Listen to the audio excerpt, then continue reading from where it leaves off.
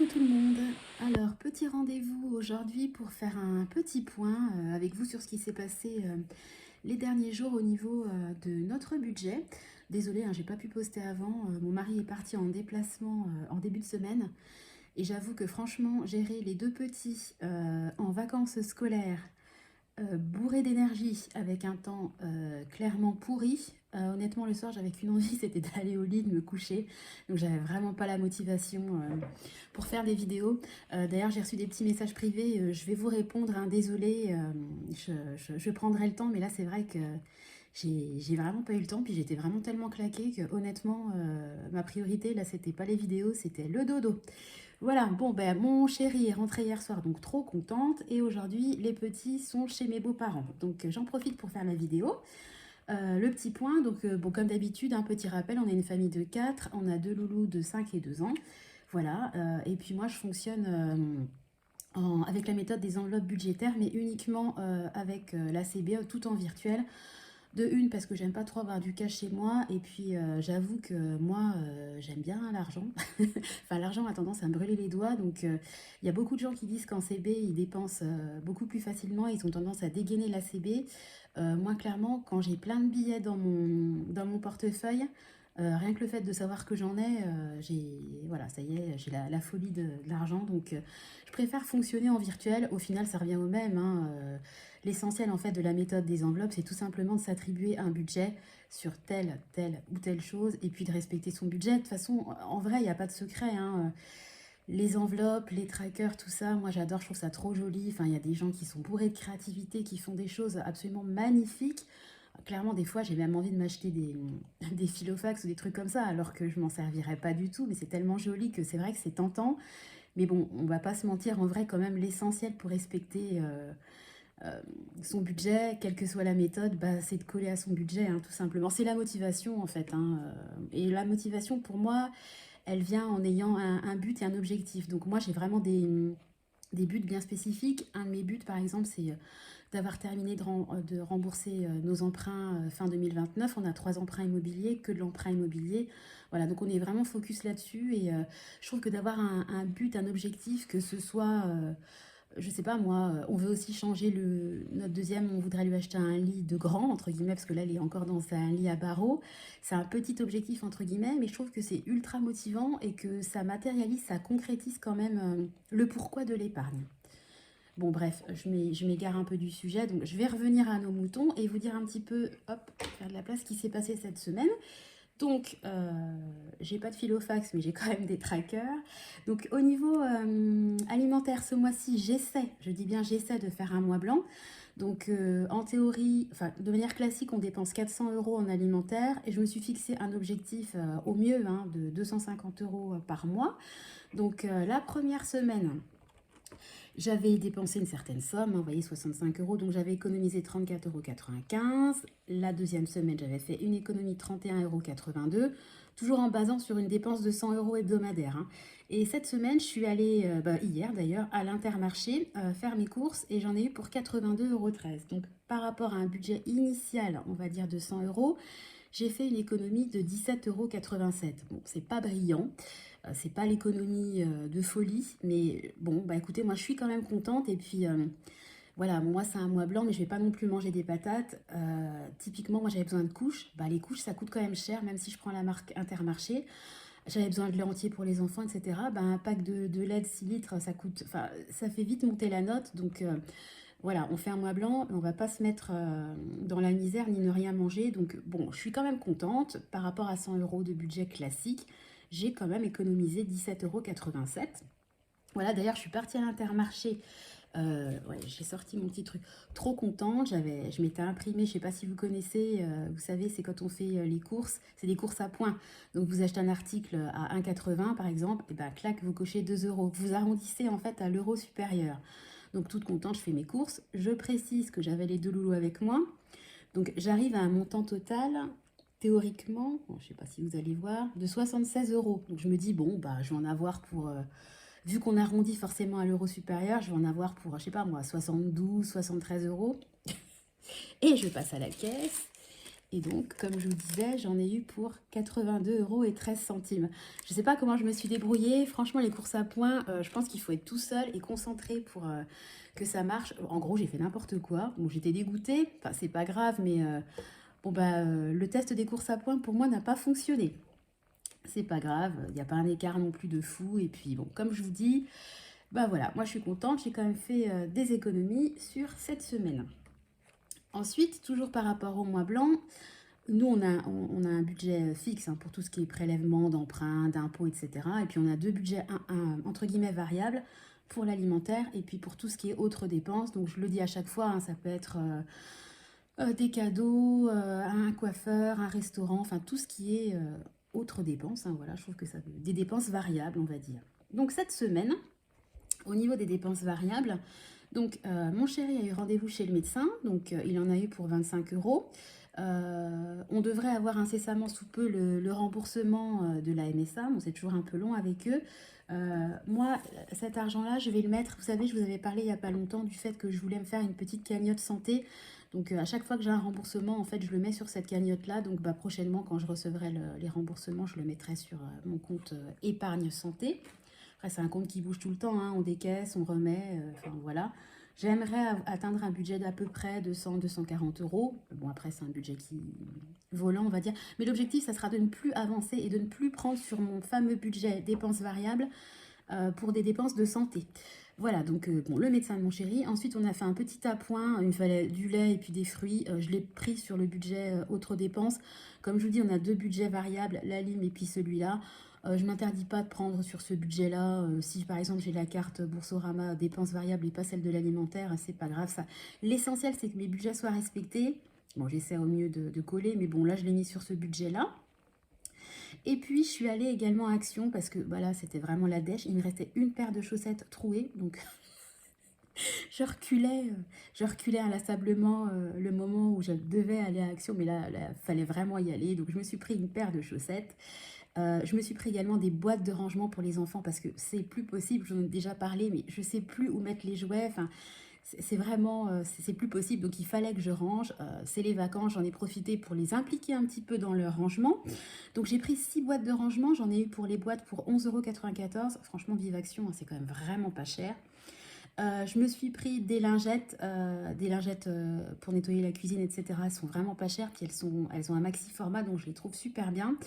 Il y avait une méga promo sur des énormes, je crois qu'elles font 2 litres, bouteilles de gel douche Nivea. J'adore trop l'odeur, donc j'en ai pris 2 bouteilles. Du dentifrice pour moi, parce que c'est de la marque et que c'est clairement beaucoup moins cher qu'en grande surface. De toute façon, il m'en fallait, donc soit je l'aurais pris à Inter, soit à Action.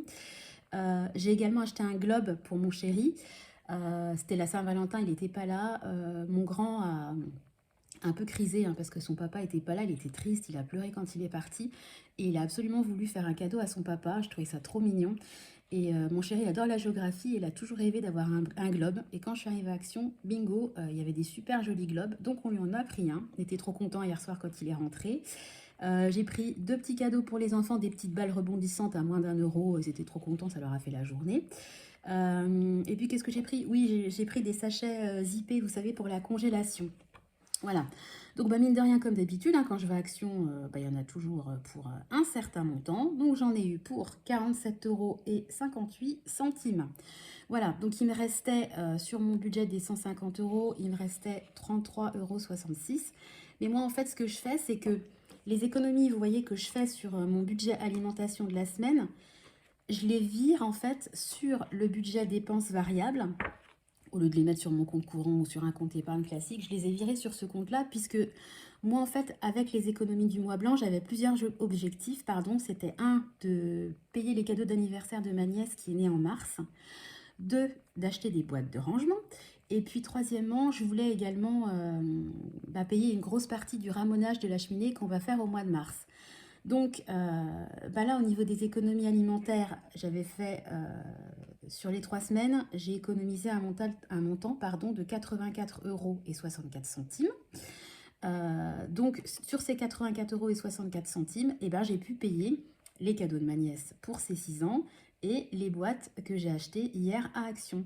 Donc il me reste sur mes économies juste au niveau alimentaire, il me reste un bénéfice entre guillemets de 25,72 €. Donc bah, j'espère la semaine prochaine quand je ferai mes courses faire une grosse économie. L'objectif, ça serait d'avoir à peu près 60 € pour payer le ramonage. Et puis, bah voilà, le mois blanc, moi, ça va pas me servir à faire de l'épargne, ça me sert à payer en fait des projets, les cadeaux, les boîtes et puis le ramonage. Voilà, comme je vous disais en début de vidéo, moi j'ai besoin d'être motivée, j'ai besoin d'avoir des buts. Épargner pour épargner, ça m'aurait pas trop motivée en fait pour faire le mois blanc. Donc je me suis donné des petits objectifs. J'ai essayé de pas mettre des trop gros montants pour pouvoir y arriver parce que voilà, si je m'étais dit Alexandra, il faut que tu économises 400 € ce mois-ci et si j'avais réussi à économiser juste 180 €, alors qu'en vrai 180 € c'est énorme, je vous dis des chiffres, je vous dis n'importe quoi là, hein, j'aurais été déçue. Alors que là, comme je me suis donné des petits objectifs, vous voyez, les cadeaux de ma nièce, ça m'a coûté moins de 50 €. Les boîtes actions, je savais que j'en aurais pas pour une super grosse somme. Et puis le ramonage, voilà. Si la semaine prochaine, je mets, je sais pas, 25 € de côté au niveau Alim, bah, j'arriverai à 50 € et ça va quand même me payer 50 € sur les 60 € de ramonage. Donc j'aurais quasiment atteint mon objectif. Donc voilà, j'espère que je suis claire hein, dans mon blabla là. Bon, économie moyenne pour un mois blanc, mais bah, j'avais besoin de chaussettes. Hein. En alimentation, comme je vous dis, j'avais besoin de couches, j'ai besoin de dentifrice. C'était la Saint-Valentin, on s'est pas fait de resto, on s'est pas fait de cadeau. J'ai acheté un globe à mon chéri à la demande en plus de mon grand. J'ai trouvé ça trop mimi. Le globe, il m'a coûté 18 €. Bon, voilà, on peut quand même dépenser 18 € pour la Saint-Valentin pour l'homme de sa vie, quoi. Donc, j'ai aucun regret et je suis fière de moi, hein, comme d'habitude. L'essentiel, c'est que je tienne mon budget comme d'habitude et que je fasse des économies. Donc, objectif réalisé. Par rapport à ces dépenses-là, vous savez, moi, je fais le fameux défi des 2 €. Donc, au lieu de mettre des billets de 5 € de côté, je mets en virtuel 2 € à chaque fois que je fais un achat en carte bancaire. Donc là, j'ai eu... ben, vous voyez, le médecin, l'appoint, Action, l'alimentation. Et puis, il y a aussi mon chéri qui a eu son déplacement. Donc, bah, il a payé le train, il a payé des restaurants, il a eu son abonnement Bip & Go de péage qui a été débité. Donc, bah, tout ça, ça fait des dépenses par carte. Donc au final, cette semaine, il y a eu 8 achats en carte bleue qui ont été faits. Donc je vais cocher avec vous les 8 cases et je ferai le versement tout à l'heure. Donc on est parti. 1, 2, 3, 4, 5, 6, 7, 8. Grosse dépense hein, cette semaine. Mais bon, après avec les déplacements, c'est normal. Et puis comme je vous disais, hein, oups, pardon. Les déplacements de mon chéri, je me suis créé un compte épargne spécifique, donc les remboursements de frais qu'il va avoir, ils vont être sur un compte dédié, comme ça nous évitera de décaisser à chaque fois sur le compte courant les dépenses. Donc voilà, donc au niveau du défi des 2 € que j'ai commencé, je rappelle, au 1er janvier, et bien là, j'en suis actuellement à 68 €. Donc ça va super vite, hein. Ça va super vite, c'est-à-dire que j'ai fait 34 achats CB depuis début janvier. Voilà, donc bah, c'est cool. Ça avance, ça progresse. Qu'est-ce que je voulais vous dire d'autre? Je pense qu'à la fin du mois, il me restera sur mon compte courant classique 500 €. Donc, je vais les mettre directement en épargne pour anticiper les impôts fonciers. Parce que vous savez, nous, on a notre résidence principale plus des appartements pardon, qu'on loue. Et ça fait un gros montant à payer, évidemment, en taxes foncières. Et moi, j'ai plein d'épargne. J'ai de l'épargne pour Noël, pour Disney, pour la voiture, etc. Mais cette année, j'ai décidé de remplir en premier les très gros montants, me débarrasser, entre guillemets, si vous voulez, de gros montants d'épargne à mettre de côté et après de remplir mes petites, entre guillemets, enveloppes. Donc, c'est-à-dire que typiquement, je sais pas moi, je fais une épargne pour le remplacement des téléphones où je mets 10 € par mois théoriquement. Cette épargne-là, pour l'instant, elle n'est pas remplie. Je mets en priorité les fonds que j'ai disponibles à la fin du mois sur les grosses, entre guillemets, épargnes. Celles qui me saoulent, hein, clairement, les impôts fonciers. Bon, c'est normal hein, d'en payer, voilà, c'est comme ça, mais c'est vrai que ça fait des gros montants et que psychologiquement, quand j'aurai cette enveloppe-là de terminer, je serai sereine et là, je remplirai bah, plus vite en fait les autres petites enveloppes. J'ai toujours mes épargnes automatiques qui sont faites, ça, il n'y a pas de souci. pour la voiture, pour le fameux remboursement de tous nos prêts en fin 2029, pour les travaux et les charges des appartements. Et c'est dans cette épargne-là que je vais ajouter les fonciers. Je vais regrouper tout ça parce qu'il y a les fonciers pour la maison, mais je vais tout regrouper dans travaux, appart et fonciers. Je vais mettre tout ensemble. Et j'ai également une épargne pour fêter nos 20 ans de mariage en 2025. Voilà, donc bah, écoutez, j'espère que j'arriverai à avoir les 500 euros d'économie mensuelle. En plus des épargnes. C'est des gros montants, hein, mais voilà, enfin après chacun son budget, on a travaillé pour, on a mis on a fait beaucoup de sacrifices hein, pour investir dans l'immobilier, etc. Donc voilà, moi j'en parle sans aucune, enfin je suis fière en fait de mon parcours. Voilà, donc je le partage volontiers avec vous. Voilà, bah écoutez, j'espère que je reviendrai plus rapidement pour la prochaine vidéo. Bon, ça sera le cas, je pense, parce que je serai moins sollicitée par les petits loulous. J'espère que votre semaine à vous s'est bien passée, que vous tenez le cap pour l'immobilier. Bah écoutez, nous, voilà, on avance, hein, à la fin du mois de février. Va arriver. Donc on espère atteindre le fameux objectif du mois blanc et pouvoir payer le ramonage du mois de mars. Voilà, bah, écoutez, gardez vos objectifs en tête, mettez-vous focus dessus. Je vous souhaite vraiment d'y arriver et puis de garder la motivation. En attendant de vous retrouver dans une prochaine vidéo, bah, comme d'habitude, je vous fais des gros bisous, je vous souhaite une bonne journée et puis je vous dis à très bientôt. Bye bye.